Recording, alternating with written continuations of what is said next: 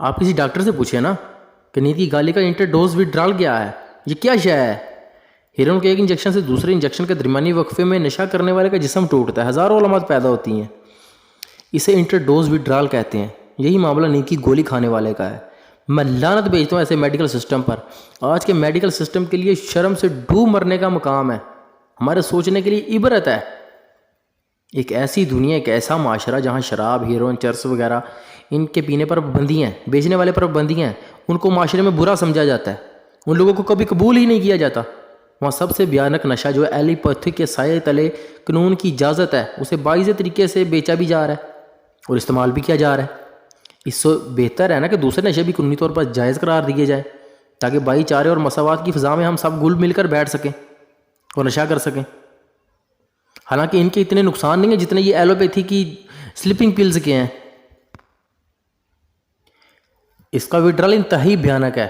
ہر نشے حتیٰ کہ ہیروئن سے بھی 6 مہینے میں نجات مل جاتی ہے، مگر نیند کی گولی کا وتھڈرال 5 سال سے بھی زیادہ چلتا ہے۔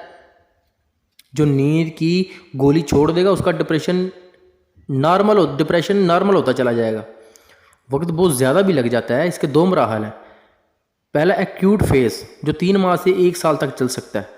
اس دوران ڈپریشن پوری شدت سے مریض پر حملہ آور ہوتا ہے۔ بے پناہ خوف کے دباؤ تلے سے گزرنا، نفسیاتی اور جسمانی دونوں طرف سے بے پناہ اذیت برداشت کرنا پڑتی ہے۔ اور جب آپ اپنی بے چینی کو دباتے ہیں، اپنی بے چینی کو دبانا، اس دباؤ کو ڈپریشن کہتے ہیں۔ اپنی اندر کی جو بے چینی ہوتی ہے، آپ کی کوئی بہت بڑی بے چینی ہے، جب اس کو دباتے ہیں تو اس دبانے کے عمل کو ڈپریشن کہتے ہیں۔ مگر راز کی بات ہے کہ یہ ہرگز جان لیوا نہیں ہوتا، لائف تھریٹننگ نہیں ہوتا۔ پھر پروٹیکٹڈ فیز شروع ہوتا ہے، اسے گزارنا نسبتاً آسان ہو جاتا ہے، علامات بہتر ہونے لگتی ہیں۔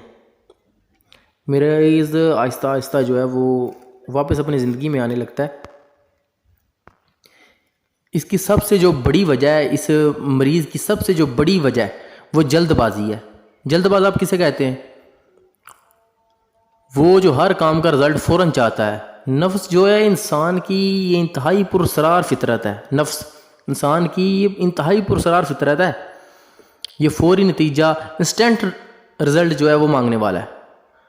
اللہ ابدی ہے، اسے کوئی جلدی نہیں ہے اور وہ جانتا ہے کہ کیا ہونے والا ہے۔ انسان فانی ہے، اللہ ابدی ہے، اسے کوئی جلدی نہیں ہے، لیکن انسان فانی ہے، یہ نہیں جانتا کہ آگے کیا ہونے جا رہا ہے، کیا ہوگا۔ اس لیے ہر کام کو کم وقت میں کرنے کے خوف سے جلد از جلد یہ پایہ تکمیل تک پہنچانا چاہتا ہے۔ اسے جلدی ہے اور اسے جلد بازی کے ہاتھوں یہ بے چین انیکسیس ہے۔